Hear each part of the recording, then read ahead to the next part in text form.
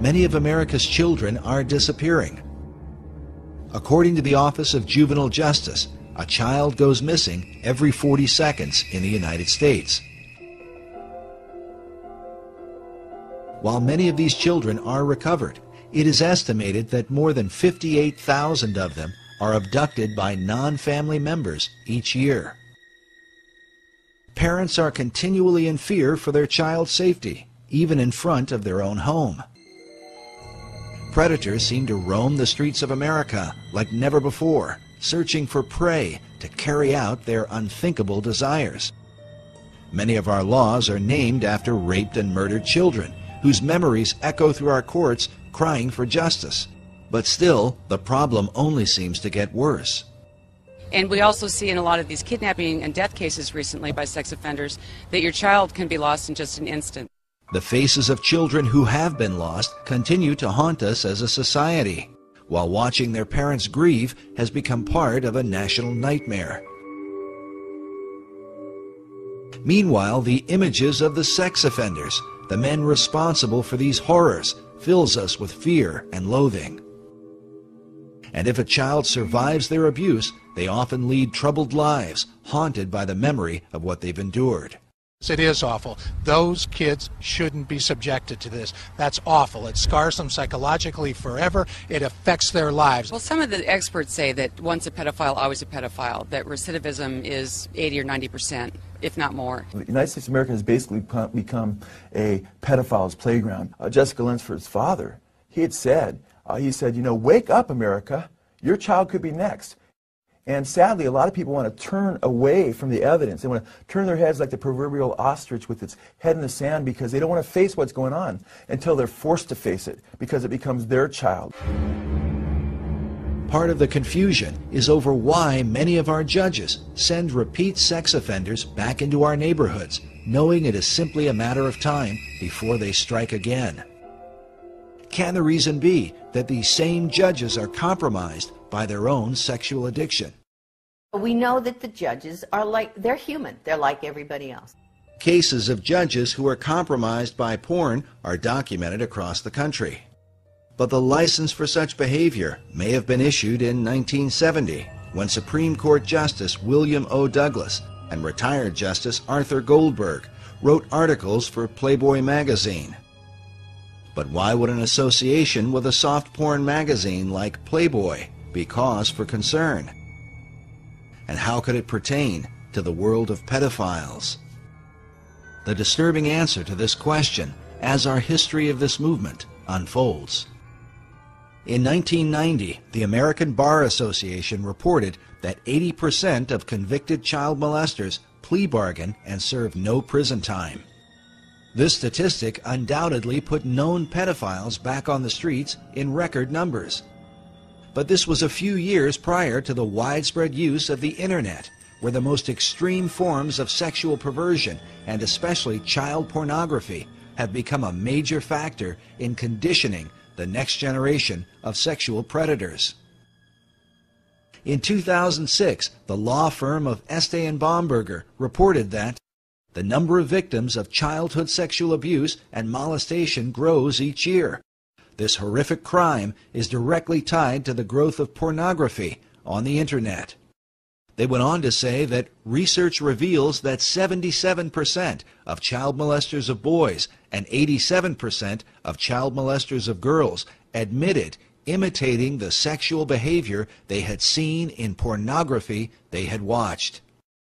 Basically, people that watch porn act it out. And so with the pedophilia, sure, people are going to see it and they're going to act it out. Because of the huge impact that the porn industry has had, conservative estimates say the highest service revenue on the internet, over $3 billion a year in income just on internet porn. And those are very conservative figures. I'm sure they're much higher, with between 500 and 700 new sites coming on a day on the internet. The increase in child sexual abuse cannot be denied. We are massacring our children. It is a holocaust against our children. I've prosecuted murders, I've prosecuted child molesters, and I'll tell you, I get more up in the air when I was prosecuting about the child molester than the murder. I'm not condoning murder, it's not the right thing to do, but it's over. The person's gone, sad. But that poor little boy or girl, they're messed up for life. I mean, they're going to be carrying that baggage forever. And we as a society better start addressing that. Researchers argue that America's current problem with sexual predators is the fallout from the sexual revolution, a movement said to be inspired by the late Alfred Kinsey and his famous Kinsey reports, first published in 1948. According to the conservative organization Human Events, the Kinsey report is listed among the top 10 most harmful books of the 19th and 20th centuries. Number 1 on their list was the Communist Manifesto that inspired the deaths of more than 100 million people in the 20th century alone. Adolf Hitler's Mein Kampf that helped to bring about the Holocaust was listed at number 2, while the quotations from Chairman Mao, who founded Communist China, was number 3. At number 4, as the first American title on the list, was the Kinsey Reports.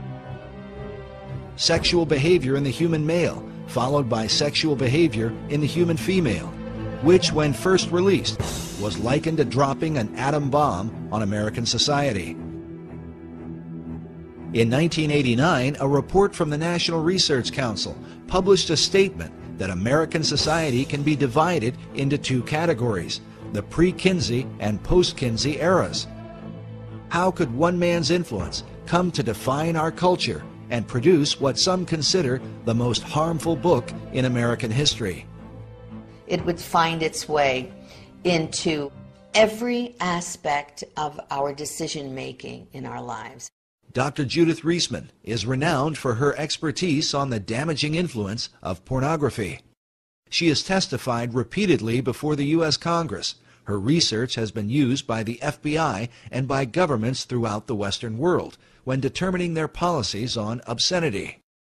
She is author of the book, Kinsey, Crimes and Consequences, in which she details the devastating impact of Alfred Kinsey in America, an influence she believes is behind the growing number of sexual predators who seem to come from all walks of life. Teachers, doctors, lawyers, judges, people are being caught right and left, sacrificing their lives and their families' lives to their addictions to child pornography. How do you think it happened? It did not start today. It started back with Kinsey, and who then kicked off what has become today's horror show. Child sexual abuse, rape, torture. People say, well, you can't track that all to Kinsey. Well, you can track enough of it to make an awfully frightening case. While Dr. Reisman's view may seem extreme, her evidence is disturbing, the results of which are so often reported in our nightly news. 35-year-old convicted sex offender Bradley Meinhardt was sentenced to just 1 to 3 years in prison for sexually assaulting a 12-year-old girl in East Penn, and the guy had a prior. Here's the suspect right here, Joseph Edward Duncan. He has a long history of sexual aggression. Here's Larry Don McQuaid, the 41-year-old former school bus driver who's confessed to sexually abusing more than 200 children.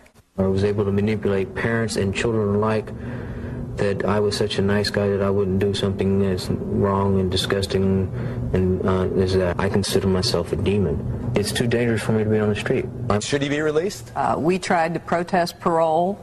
Unfortunately, as I said, the statute requires his release. I didn't know that the average sex offender, predator, molests 100 children. I mean, that just makes my outrage even more. For years, Americans have wondered why repeat sex offenders so often receive light prison sentences only to be released back into society. According to Dr. Reisman, the answer is Alfred Kinsey. The laws were changed based upon his fraudulent data, and he was directly involved in those changes. Kinsey went state by state. I have his testimony in California in 1949, telling a committee that was about to toughen the sex laws and toughen up about the laws to protect children, because there'd been a murder of 2 little girls, he goes to California to testify in 1949 that you should release everybody, that pedophiles and pederasts did not repeat their crimes, that parole was absolutely critical, that would reduce our sex crimes. The committee believes him. They reduce all of our sex crimes, they parole people, and they haven't stopped. When the Kinsey report was first released, the famous ACLU lawyer Morris Ernst wrote that virtually every page of the Kinsey report touches on the legal code. He told the legal profession that no bar association, law school journal, or lawyers' committee can consider sex laws without the Kinsey study. According to Westlaw, the most widely used legal database, between the years 1982 to 2000, there were approximately 650 citations to Alfred Kinsey. The model penal code that was adopted just after 1955 was based on Kinsey's research. This is a flow chart I put together to describe how the Kinsey research gutted American laws. Through the American Law Institute, ALI, the American Law Institute Model Penal Code, 1955. That was where protections were then removed for women and children from American law system. The U.S. justice system from 1948 to today, that's what this is about. After publishing his reports, Kinsey traveled the country, giving lectures at universities and testifying before lawmakers. He was received as the leading scientific expert in the world on human sexuality. In particular, he discussed laws concerning sex offenders and the education of children. Of children, he said 100% of are orgasmic from birth. Therefore, children can benefit from sex with adults and even incest, so that which is illegal. So we need to lower the age of consent. He was working toward making everything legal, but that's all right. Children need early explicit school sex education since they're sexual from birth, which was illegal at the time. Now it's everywhere. They need masturbation and hetero and homosexual acts to be taught to them, which was illegal, and now it's being taught. And about parole, Kinsey said that sex offenders rarely repeat sex crimes. Therefore, all sex offenders should be paroled, which is exactly what started to take place. Part of Kinsey's defense of pedophiles was that children were not really harmed by sexual contact with adults. Therefore, it made no sense to incarcerate pedophiles for lengthy prison terms. 1950, Rockefeller funded the American Law Institute Model Penal Code. 1952, a Harvard Law Review called for a code to change our sex laws in accordance with what Kinsey had objectively found. And then in 1955, the code was created and sent out to all legislators in the country via these important people, judge, lawyers, sociologists, lawyers, and so forth. And from there, that went, the ALI model, the sex offenses section, sent to states all over the country, adopted all or in part beginning in 1956 here and moving on to Illinois, to Minnesota and so forth, and all other states of the Union. As Dr. Reisman noted, the Model Penal Code was financed by the Rockefeller Foundation. Not coincidentally, the Rockefeller Foundation also financed the research of Alfred Kinsey. In the 1950s, a congressional committee was formed under Congressman B. Carroll Reese to investigate the influence of the large tax-exempt foundations, including Rockefeller. There was a huge concern at the time in the 1950s that the foundations were now being run by people with a strikingly strident a libertarian or liberal agenda which resisted and resented the Judeo-Christian way of life. The late Norman Dodd was the director of research for the Reese Committee. In an interview recorded shortly before his death, Dodd stated that part of what the committee had learned was that the objective of the great foundations was to remove America from the values on which she was built and to do so through the education system. What we had uncovered was the determination of these large endowed foundations, this Carnegie Endowment story and the Ford Foundation and the Guggenheim and the Rockefeller Foundation, all working in harmony toward the control of education in the United States. Dodd's testimony becomes an important issue when considering the direct impact of Kinsey's research on sex education in America. While the Reese Committee investigated many programs funded by the foundations, when it came to Kinsey's research, they were vehemently opposed by the late Congressman Wayne Hayes. That's established quite well in Renee Wormser's book on foundations, their power and influence, a book that no American who wants to understand what happened to our country should be without. Renee Wormser was the lawyer for the Reese Committee. In his book, Wormser writes that the committee had dug up some significant material about foundation support of the Kinsey projects. This brought Mr. Hayes into a steaming rage, he says, and he asked to see our entire Kinsey file. It was produced for him, and he angrily declared to Mr. Dodd that we were to go no further with this particular investigation, contending that every member of Congress would be against our doing so. Mr. Hayes stated emphatically to Mr. Dodd that he would oppose any further appropriation to our committee unless the Kinsey investigation were dropped. Wormser writes that as a result, the valuable material in our Kinsey file never saw the light of day. What was it in the Kinsey file that provoked such a response from a U.S. congressman? As we move forward, consider that the Kinsey data was partly paid for by the American taxpayers, who continue to fund the Kinsey Institute to this day. There's more going on in that institute. They have covered up so much. Some believe that if Kinsey's research had been exposed in the 1950s, the information might have sparked a second American Revolution.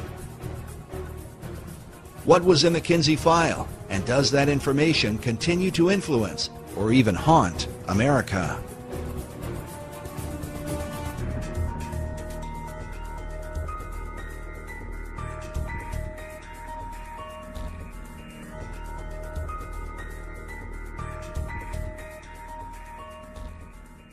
Through the 1930s and 40s, Alfred Kinsey conducted thousands of interviews with both men and women, taking, as he called it, their sexual histories. The purpose of his study was to discover the sexual behavior of the average man and woman in America at the time. Kinsey was a professor at the University of Indiana in Bloomington. Despite his Christian upbringing, he would come to reject the Judeo-Christian belief of his family in favor of Darwinian philosophy, accepting the idea that man is simply a more highly evolved animal. Kinsey, as a zoologist and biologist, considered, rightly, that humans are animals, although lots of people hate to admit that. Kinsey's expertise had been the study of the gall wasp. He spent years collecting and cataloging thousands of them.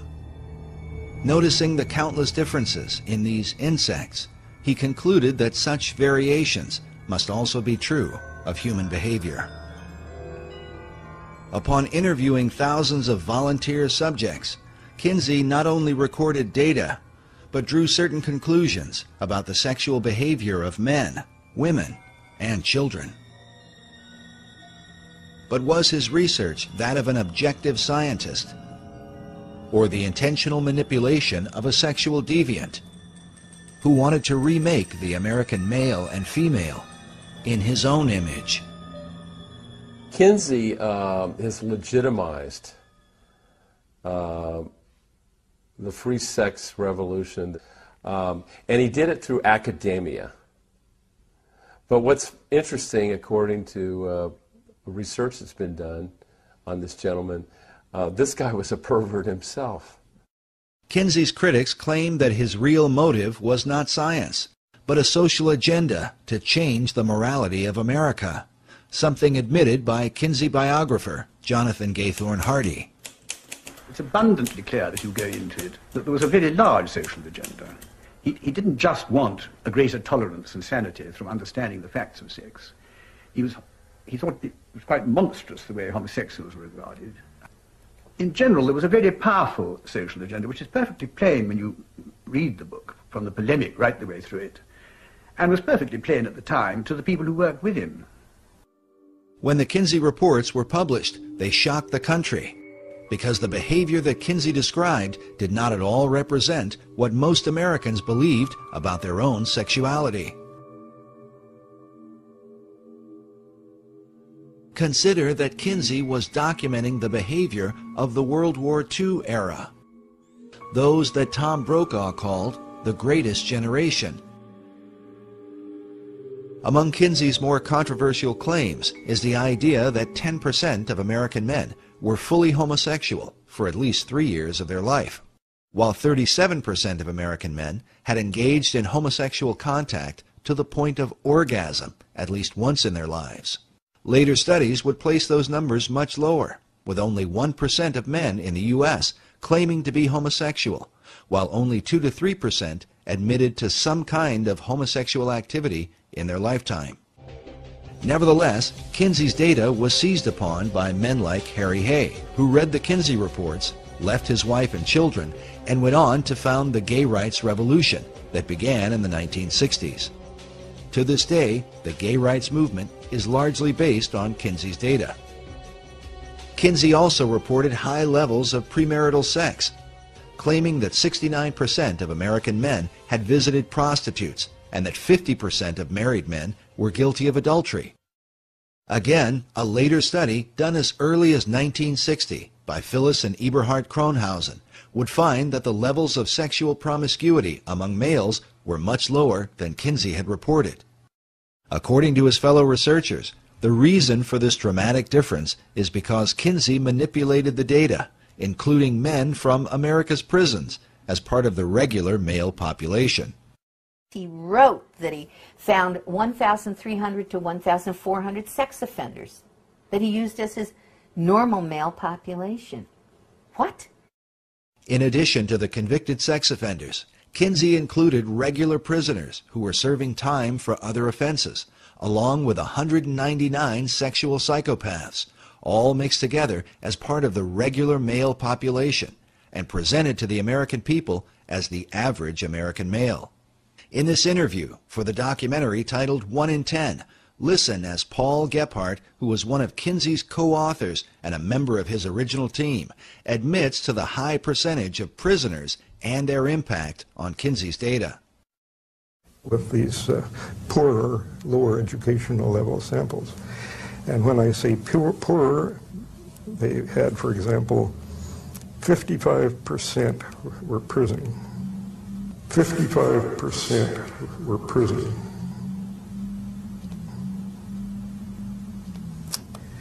And I think that has a definite effect. We know we didn't have enough non-prison people to do much of a comparison, but he didn't do a comparison. He simply took the prison people he got and used them with that less than college educated sample. But the trouble was, by, you might say, emphasizing the less than college educated sample, he introduced a lot of errors into the data.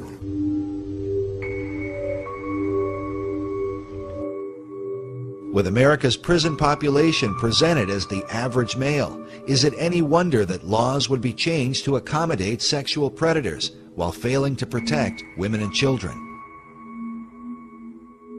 To create high levels of homosexual activity, Kinsey also went into Chicago's underground, into gay bars and homosexual bathhouses, and incorporated the radically gay population into his regular male data, along with bootleggers, gamblers, male prostitutes, ne'er-do-wells, pimps, thieves, and hold-up men. All this according to his own report. Kinsey used similar tactics to redefine the average American female. They use this picture all the time to try and show the American public that they were interviewing average American women, all right? Except that this was their secretary. Okay, this is a secretary at the Kinsey Institute, and they would always label her as though she was just some average American woman. Sometimes they put Kinsey in the picture interviewing her, and sometimes they put him. And now, after I exposed that in one of my books, the Kinsey Institute has now admitted on its website, you know, they give the name of her so it doesn't look as though they're trying to phony the thing. To create high levels of female promiscuity among American wives, Kinsey redefined married women to include any woman that had lived with a man for at least a year, a broad description that could include prostitutes who had lived with their pimps. In fact, prostitutes were a subculture that Kinsey specifically sought out, mixing them in with the regular female population. As a result, Kinsey's report stated that some 50% of American women engaged in premarital sex, while 26% of married women were supposedly involved in adultery.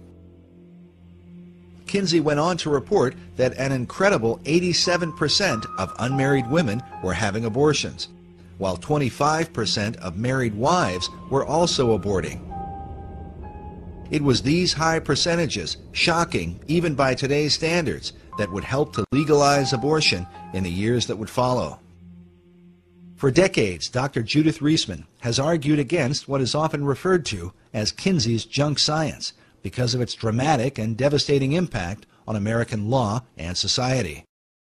Corrections starts to enact all of this into corrections decisions. In the legal profession and law schools, now Kinsey would be taught as part of the legal structure via the American Law Institute Model Penal Code. That ferrets out into the private and public education, becomes our sex education, is in our American Law Review journals. It's found in parole through corrections, state and local, and criminal, civil, family, and juvenile justice. And expert witnesses then from the sex world begin to inform this whole structure. Ladies and gentlemen, we have had a real dirty deal. We have, as that FBI agent said to me, the head of the FBI Behavioral Science Unit, after he saw my work on Kinsey and on Playboy, he said to his sons, "Guys, we have been conned."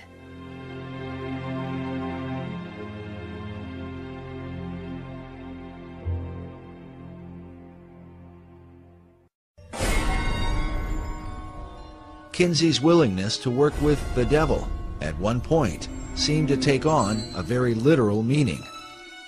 One of the interesting things I found several years ago in researching the Satanist Aleister Crowley was the influence that he has had on so many people here in the United States of America. And one of the men that he had influenced was Alfred Kinsey. After publishing his male and female reports, Kinsey began to travel abroad and study sexuality in foreign countries. In his book, Kinsey co-author Wardell Pomeroy wrote that Kinsey went looking for a prized item, the diaries of Aleister Crowley. Crowley died just a year before Kinsey's book came out. Crowley was a famous and highly controversial British occultist in the early part of the 20th century. His sexual exploits in bizarre and sometimes deadly satanic rituals had been exposed in the London newspapers. He also talked about taking a virgin and having sexual relations with her, and then upon climax to actually murder her, cut her in 6 pieces, and put the names of the various demon gods on those 6 limbs, those 6 parts of her body. Taking the name for the Antichrist in the Bible, Crowley called himself the Beast 666. His famous saying was, "Do what thou wilt shall be the whole of the law," by which he justified all forms of immorality. Crowley had a sex temple and had practiced group sex and orgies and what have you, and so-called sex magic. Crowley was into pedophilia. He was into justifying his pedophilia. In fact, he had said, "Let me seduce the boys of England." He wanted to seduce them, and then he starts talking about sodomy and it should be acceptable. So, I mean, it was quite shocking, especially back then. Pomeroy wrote that Crowley was called by Lord Douglas the wickedest man who ever lived, and his sexual history alone was enough to earn him the title he gloried in, the Beast. Crowley kept a diary up to his death. 2 weeks after Kinsey tracked down these papers in England, he found himself in the temple that the beast had found it in Sicily. Kinsey is pictured here inside Crowley's temple, known as the Abbey Thelema, where he performed his satanic rituals. On the wall is a picture of Crowley himself, while across from Kinsey is another man named Kenneth Anger. Anger was a close acquaintance who appeared in some of Kinsey's sex films, made in the attic of his Bloomington home. As an avant-garde filmmaker, Anger was deeply involved in the occult. He directed films with titles such as Lucifer Rising and The Invocation of My Demon Brother. Kenneth Anger is a co-founder of Anton LaVey's Church of Satan, and Kenneth Anger also was, had a penchant for younger men, for sure. Bobby Beausoleil was his live-in boyfriend. That's the same Bobby Beausoleil that committed the first murder, killing Hinman for Charles Manson. That was his live-in boyfriend. He played Lucifer in one of his occult movies that extolled the virtues of Aleister Crowley's magic and what have you. In this image from one of Anger's films, we see Bobby Beausoleil, who would later become one of Charles Manson's killers. He's standing next to a doorway with Crowley's maxim, "Do what thou wilt," painted on the door. A phrase that certainly fit with Kinsey's own view of human sexuality. Pomeroy even admits that Kinsey loved Crowley's writings, including specifically mentioning some of his homosexual erotica. One of his books called White Stains. Kenneth Anger is quoted saying that Kinsey was obsessed with obtaining the great beast's day-to-day sex diaries. To obtain grant monies and maintain the support of the university, Kinsey needed the excuse of research to validate his 24 hours a day obsession with sex. However, Kinsey's battle cry of "do your best and let other people react as they will" seemed a variation on Crowley's "do what thou wilt" maxim. An older Kenneth Anger is pictured here, with the name Lucifer tattooed on his chest. So important was Anger's relationship with Kinsey that to this day, the Kinsey Institute Library features a Kenneth Anger collection with an archive of Anger's films as well as the correspondence between him and Alfred Kinsey. Should America be disturbed that the father of her sexual revolution, who changed American law and laid the foundation for sex education, had such associations? If America continues to be influenced by Kinsey, what will it mean for her future?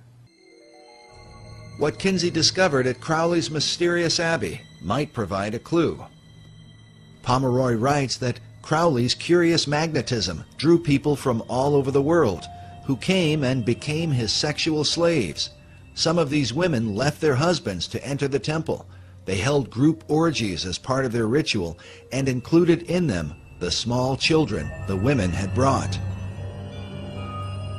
He further reveals that inside the abbey, Kinsey found paintings, life-sized representations of sexual activity, including children.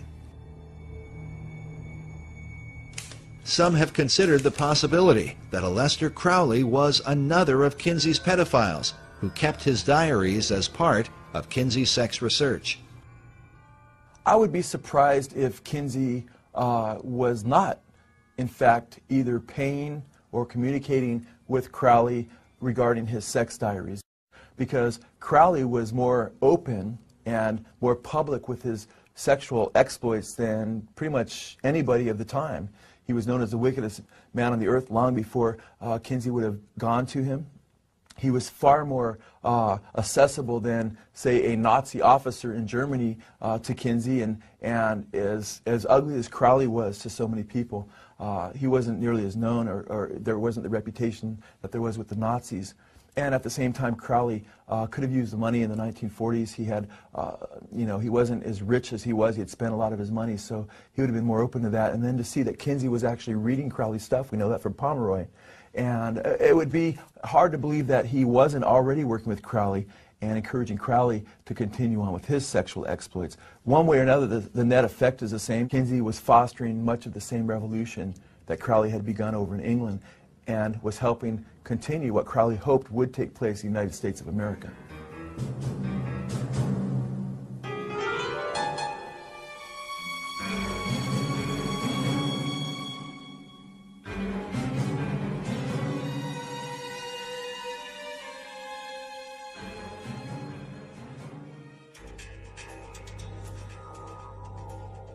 Mass media seems to have always been on the side of Kinsey and his philosophy. A philosophy carried out by Hugh Hefner in 1953 when he launched Playboy magazine. That same year, Kinsey released his K-Bomb, Sexual Behavior in the Human Female, the second book in his report on human sexuality.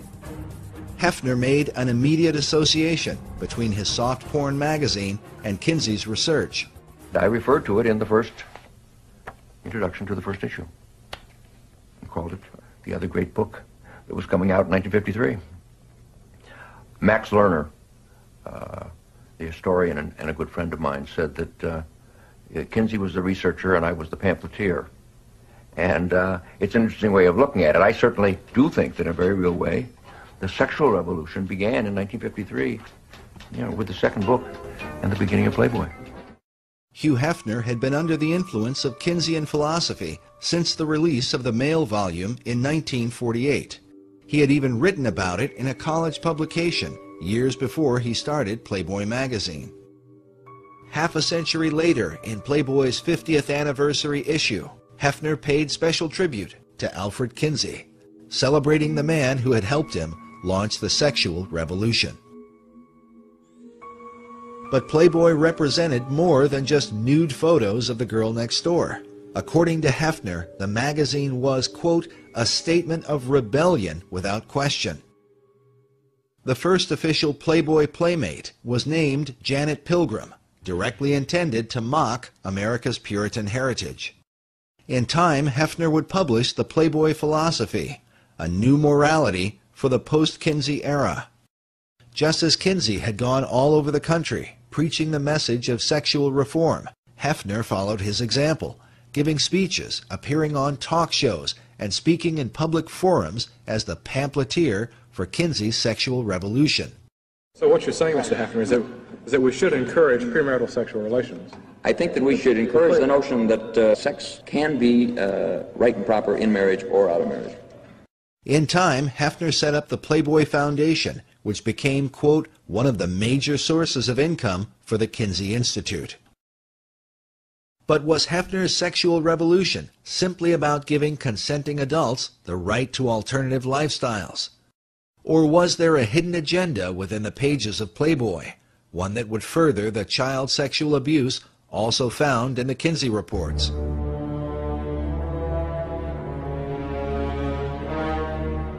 In 1983, Dr. Judith Reisman was appointed by the Juvenile Division of the Department of Justice to investigate the images in Playboy, along with Penthouse and Hustler magazines. The reason for the study was due to the rise of violent sex crimes committed by young adults against even younger children. Those who were committing these crimes were often found to have copies of Playboy and Penthouse magazines in their possession. But what could be in these magazines, often thought to be harmless, that would compel young teenage boys to commit violent sex crimes against other children? Dr. Reisman had done a radio interview with Pat Buchanan about her research into Kinsey and the soft porn industry. Soon after, she was contacted by the Department of Justice as part of a joint effort with the FBI. I got a call from the Department of Justice when they heard me on the Buchanan program, and I was saying, you're going to have an increase in sexual crimes by children against children and by adults against children. You cannot do the kind of programming of people's brains, minds, memories, and bodies. The connection between the brain goes all the way down, from the retina all the way down the central nervous system and into the genitals. You can't show people those kinds of pictures and arouse them in that way, and not think that they're going to act out either positively on somebody who agrees or negatively on somebody who doesn't agree. That's what's going to happen, and you just simply can't do that to billions of people at one time, to masses of a population. In her Department of Justice study, Dr. Reisman revealed that from 1953 to 1982, Playboy and eventually Penthouse and Hustler magazines had published approximately 9,000 images of children involved in sexual scenarios, an average of about 8 to 9 images per issue. And I showed the development of the child in those images, in cartoons, in photographs, and the use of the child as a sexual object by the observer, by the viewer. And I said, your average guy thinks he's buying a girly magazine, a magazine that's just pictures of pretty girls.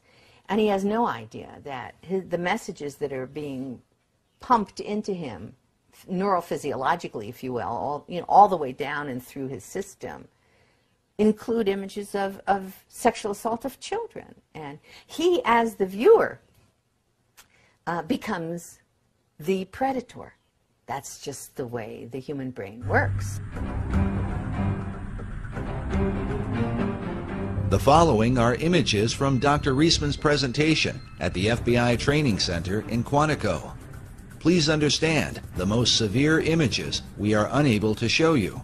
Dr. Reisman demonstrates how the cartoon imagery of children progressed into real-life images, either of children or of legal-aged women who were made to look like obviously underage girls.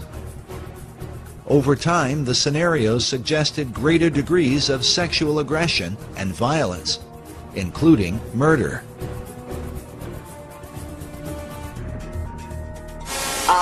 That cartoon says, can you read it? Well, anyway, it says, thank you, good night, Betty Lou, thanks for a really swell evening. Now here, we do see the penis. One of the few cartoons that we have, the male penis. Of course, it appears that the gentleman has murdered Betty Lou. She's tied up in one of these leaf bags. Now, I will challenge any of you in the next week or 2 weeks or month or 2 months or 3 months to drive along a road and see a garbage bag tied up like that, a leaf bag tied up like that, and not somehow flash back to this kind of fantasy image. Now, for you, it may not be a problem, but we have reason to suspect that for some publics, that kind of continual flashback in our subconscious constitutes a real problem.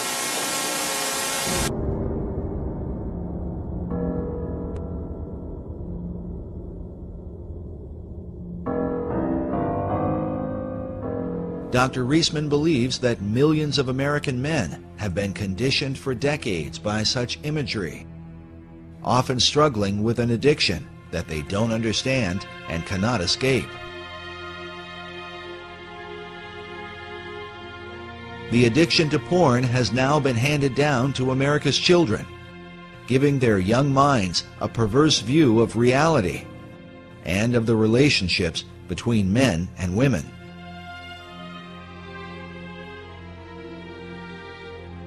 With mainstream soft porn magazines having normalized the idea of sex and violence against children, could this be, as Dr. Reisman has taught, the reason for the continued rise of child abductions, child molestation, and even child murder in our country? And are these materials, which are often defended under the First Amendment, the real liberty that America's founding fathers fought and died for? I recently read on, I think, Fox News, one of the newscasters there has got a blurb or an article right now on the internet, are our children safe? Is this ever going to end? And I know for a fact it will not end. And it is only going to get worse unless something is done about pornography. The most damaging kinds of pornography are those that involve violence and sexual violence. Because the wedding of those two forces, as I know only too well, brings about behavior that is just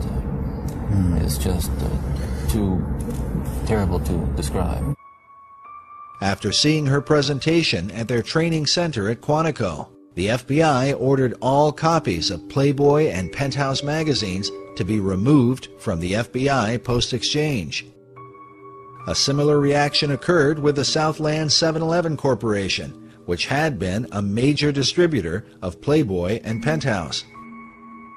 But in 1986, after seeing Dr. Reisman's presentation, the 7-Eleven chain refused to carry the publications, costing the soft porn giants untold millions in annual revenue. Dr. Reisman herself describes what the FBI and 7-Eleven were really responding to. That what they were getting in their house, what their sons were seeing, what the uncles were seeing, what the boyfriends were seeing, was how to sexually abuse a child and laugh about it. During World War II, the Nazis used cartoons to condition the minds of Germans against the Jewish people, creating an exaggerated and comical identity that ultimately led to their persecution and mass murder. Dr. Reisman believes a similar kind of conditioning has happened through the use of cartoon imagery that depict the rape and abuse of children. Children are being sexually assaulted, they're being trampled on, they're being kidnapped, they're being murdered. And I have all of those kinds of cartoons. Some of the following cartoons are disturbing, such as this image from Playboy of an infant child masturbating with a title that reads, "Getting Off." Not surprisingly, the cartoon supports the Kinseyan view that children are sexual from birth. Children are often shown to be the aggressors, as in this image of a small child speaking to an older man with a candy cane. The caption reads, "No thank you, nice man. I don't want to go for a ride in your car. Why don't we just go up to my place and BALL?" This image from Penthouse has 3 young girls in conversation. The one with the candy cane says, "Yeah, and he gives you one of these just for straight sex, no deviations." This Playboy image is of a young girl putting her dress back on. She says to the older man in the bathrobe, "You call that being molested?" In this scene, a young girl is in bed with an older man. On the phone she says, "Hello, Mommy. I met this nice political leader from the moral majority on Capitol Hill." Incest is another prominent theme of the magazines. This Playboy image shows a young girl in bed with an obviously older man. The caption reads, "Everything's fine, Mama. Uncle William and I are playing a game called Consequences." This cartoon from Hustler magazine is of a father molesting his high school daughter. She says, "Daddy, not only is what you're doing illegal, it's being done badly." Many scenarios involve characters that most children recognize, such as Santa Claus and the Wizard of Oz characters, in which Dorothy is either raped or molested by her companions. In this cartoon, the Santa Claus has an ecstatic look on his face because the little girl sitting on his lap has her hand inside his pants. In this one, the Santa Claus has his pants around his ankles as he rapes an obviously frightened little girl on his lap. The Santa images become especially violent, even bloody, such as this one, where the Santa character has just murdered a child with a machine gun. The child's bloody body lies on the floor. The caption reads, "That'll teach you to be a good boy." There are literally thousands of such cartoons, cataloged and analyzed by Dr. Reisman. These images have been published by the soft porn industry for more than half a century. But by far the most disturbing collection comes from Larry Flint's Hustler magazine. For years, Hustler published the cartoon Chester the Molester. It's part of a series in which this man was attacking children. The classic Chester cartoon is this one, where Chester sits naked in a chair with 3 young girls who have obviously been kidnapped, bound, and raped.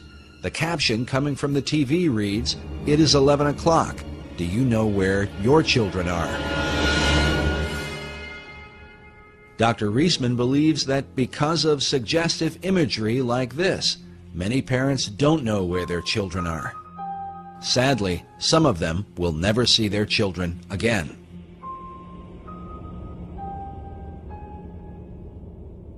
Chester the Molester was the invention of Hustler's head cartoonist, Dwayne Tinsley, shown here in the 1985 documentary, Rated X, where he explains the character of Chester. And Chester's the character that I do for the magazine. You have this dirty old guy that would do anything to trap a young girl. When you say young girl, how young do you mean? Well, at that particular time, he was after the younger ones, 10, 12. His idea is that he wants to get all little girls. Look again carefully at this disturbing image, where Chester is writing information on a notepad, almost as if he were recording data like one of Kinsey's pedophiles. First of all, if he's going to trap a little girl, you know, the idea for him would be to knock her out or something. I don't know. I mean, he didn't have to actually use a club or a bat. He could have smacked her, but just the idea of the bat is a little goofier, better than a baseball bat. I mean, it was just always with him. He was going to hit the little girl over the head with, trap her, hit the little girl with his club, and drag her off to his lair, as it were. Whether she was going to have fun or not, it was never established. This same attitude seems to have carried into Tinsley's own life. 4 years after appearing in this documentary, Tinsley's daughter would testify in court that she had been repeatedly raped by Tinsley himself. In 1989, Dwayne Tinsley was tried and convicted as a child rapist, in part because of the research on his work done by Dr. Reisman. There's just no question at all that those cartoons that we showed, that they showed the jury, were absolute evidence of the crimes he had committed on his daughter, as testified by his daughter. During the trial, the jury was shown one of Tinsley's cartoons, which depicted a father molesting his teenage daughter. The caption reads, "Gee, I'd love to go to the drive-in, Tommy, but my dad has some, extra household chores for me tonight." In court, Tinsley's daughter claimed that her father showed her this cartoon and said to her, "This is you and me." The Associated Press reported that Tinsley often said, "You can't write this stuff all the time if you don't experience it." There's no normal human being that can draw those things, that can put that kind of idea out there to the public, who is not experiencing that themselves. No, that's just not going to happen. But Tinsley was not alone. His employer, Larry Flynt, was also accused by his daughter, Tanya Flint Vega, in her book, Hustled, in which she claimed that her father used the Chester the Molester cartoons to introduce her to the idea of sex, and then raped her when she was only 9 years old. Like many pedophiles, Larry Flynt was never charged with a crime and openly denied his daughter's allegations. Even Hugh Hefner is said to have been guilty of statutory rape. According to biographer Russell Miller in his book, Bunny, The Real Story of Playboy, Hefner himself enjoyed making love to a schoolgirl who had attended his daughter's Sweet 16 birthday party. Miller's evidence was based on the testimony of the staff that worked in the Playboy mansion at the time. As with Larry Flynt, Hefner was never charged with a crime. A major breakthrough for Hefner's Playboy magazine and child pornographers in general was the film Pretty Baby, starring Brooke Shields. A film briefly remembered during the recent controversy over the images of 15-year-old Miley Cyrus. Pretty Baby was the story of a 12-year-old girl who grows up with a prostitute mother and ends up losing her virginity in a whorehouse. People magazine ran a story saying Brooke Shields, 12, stirs a furor over child porn in films. Playboy featured images from the film, along with an interview with the film's director, Louis Malle. In the interview, Malle said, "When Playboy requested a photo that would express my personal vision of eroticism, I sent a shot of my 2-year-old daughter, Justine, naked. This led to the photos above of Brooke Shields, whom I cast in the title role of my new film, Pretty Baby.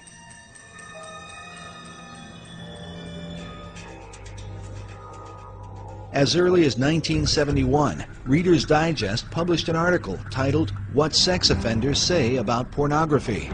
The article cited the FBI's uniform crime reports, stating that between 1960 and 1969, the number of forcible rapes committed by males under 18 had increased by 86%. It could be concluded that some force impelling towards sex crime has been operating on younger males in the United States. The period described by the FBI was one in which Playboy magazine had been the principal form of widespread pornography in America, especially the kind that would find its way into the hands of underage males.